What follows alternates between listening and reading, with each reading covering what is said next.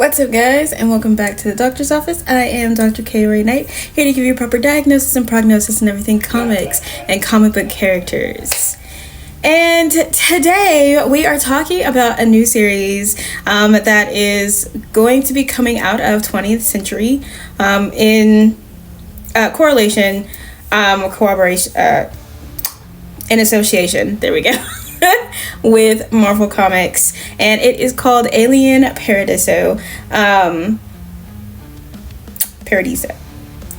And first of all, 20th Century is coming out swinging with these alien and predator stories. And I'm actually just like fully enjoying all of these things because I do love Alien and I do love the Predator story. So, you know, and at some point in time, I'm going to binge literally all of it in chronological order. So, but for this story, it starts off with a future situation where one of the guys, who I believe, as we see later, is a staff member, he is cowering behind a pillar as one of the guests is like running away looking for a weapon, and he sees actually a knife inside of one of the things of meat, and he goes to get it. The guest runs by, and then the guest actually gets beheaded and his head rolls onto the floor in front of him. So he then takes that opportunity to grab the knife and run, and he's outside. There's a woman who is turned dead in the pool who was also a guest, and just like bad all around. And he goes out into the water, and he actually ends up getting skewered by an alien, a xenomorph, and it's just all bad for him.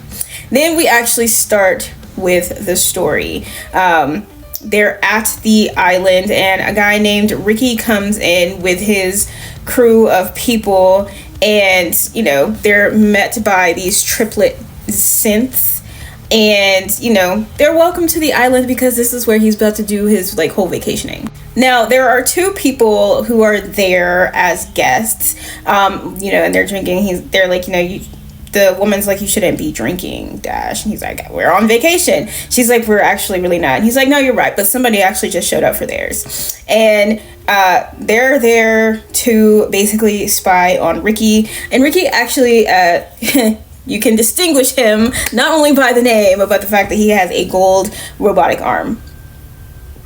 And you know, he's there and he looks like he's about to have a really good time. He's really good friends with the person who owns the island. His name is Carlito. Mind you, I want you to just know that immediately after we get into the two murders that happen in the very beginning of this book, it goes to Paradiso, which is in the shape of a face hugger. Like, okay.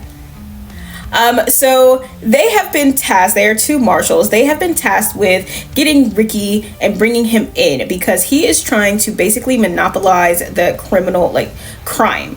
He is trying to be like the one person who is able to commit crime, and he's trying to get one of the crime families to be involved in his thing of crime. And they actually had busted like a human trafficking thing prior to this. And they need these two marshals to go undercover as guests at Paradiso and get him. And they're like, you know, I don't, like, why are we going here? Like, this place is incredibly public. And it's because this place has a no weapons situation going on, so it's basically neutral. And he gets his, like, the ones who are more hostile, he gets them there because no weapons are allowed, of course. Now, his bodyguards are already like fairly suspicious about the things going on, and they don't actually like being in this situation, but he's just like, you know, you have to flex on people. And she's like, I mean, you can flex on people, but you ain't got to do it in public type shit. And he's like, no, we actually have to, because if you show them that you're not afraid to do this shit in public, they ain't gonna mess with you. So 4 people are supposed to show up.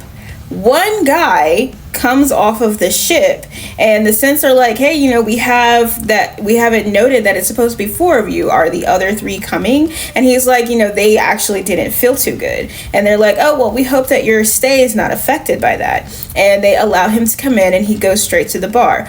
Now, the 2 marshals see him, as well as the guard, Sua. She sees him, and she goes to tell him, he's like, I don't really like unannounced changes, because he's not supposed to be at stuff. It's literally supposed to be 4 of them. And he's sweaty, he's nervous, like you can tell like something is off. And I think her name is Nuna, or Nanda, something like that, the woman, the female marshal. She's like, something is off, and it's definitely off for sure. And Ricky approaches him at the bar, and he's like, you know, I'm trying to get you guys in under the umbrella, because like I'm the shit around here, basically. And he's like, well, we found some more precious cargo that's more than whatever it is that you're offering us. He's like, and he was about to say that it's coming from Wayland. And that's what he was about to say. It was the starting letters. But then he started freaking out and saying that he had pain in his chest, because this is how it always fucking starts. And while they're trying to make sure that he's okay, and Ricky's like, I didn't touch him, it wasn't me, I don't know what's going on, an alien, a xenomorph, baby xenomorph, busts out of his chest. Everybody starts freaking out. They're wanting their refunds. They're wanting to leave. Carlito is in his like video security headquarters, and there's just everybody's like, did something just like come out of him? And he's like, shut that shit down, shut it down. And they're like, but that leaves the guests here, like with whatever that is. He's like, it's better to have whatever that is here and locked down here than it infecting the other islands, which that is actually very, very smart until it's not. So the others are like, Ricky and his team are like, we gotta get the fuck out of here. So it will be unclear until we get into the next issue whether or not they actually left. But the 3 people who were supposed to join him are on the ship. They're just all dead. So we have 3 xenomorphs that are out. And no one knows where they are. Now, I must say, if 20th century don't do nothing else, comic books seems to be their niche.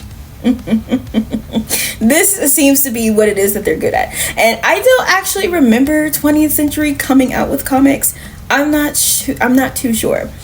But it seems as if that is the thing that they need to do when it comes to things like this, because the Predator or Black Panther versus Predator story, the Alien versus Avenger story, this story, the Alien prequel story that came out,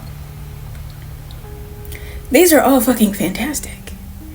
The artwork is absolutely amazing. The violence and the blood and the gore, absolutely fabulous. But to speak on the artwork, you are conveying exactly what happens in your movies. And I like that. It is definitely screen to page. And it would be easy to translate that if you decided to do this, because I think this is in between. I think the year for this is like 2136 or something like that. But it's in between something. And if you were to do like something for this, like a little mini series or like an animated thing or something like that, this definitely would be able to transfer from screen or from page to screen, because you've already done screen to page. The art in this is absolutely fantastic. And while there's not necessarily much of a story yet, considering this is just the first issue, I'm pretty sure that when the story does start to come through in the later issues, that it's going to be really good. I'm honestly hoping that this whole situation continues, with 20th Century giving us these crazy ass alien stories as well as the Predator stories, because of course that is also their property. So I do know that they have Predator versus Spider-Man coming out next month as well, so that is another one, and they still are going on with Alien versus Avengers. So Alien and Predator fans are eating, truly. And I did see that some people didn't like the Predator versus Black Panther story, and I just could not imagine why, because I thought it was fun.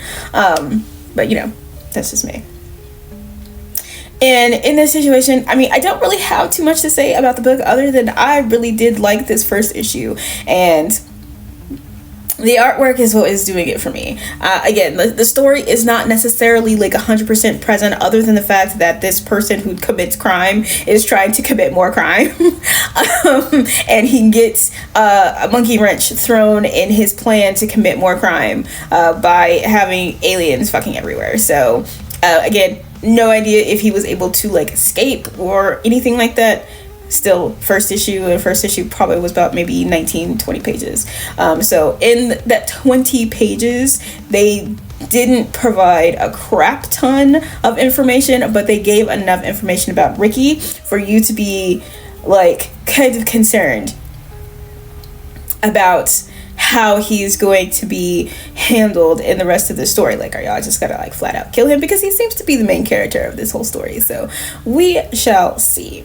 But that is it for this episode of The Doctor's Office. And if you have not gotten my new book, please do. And I will see you guys at your next checkup.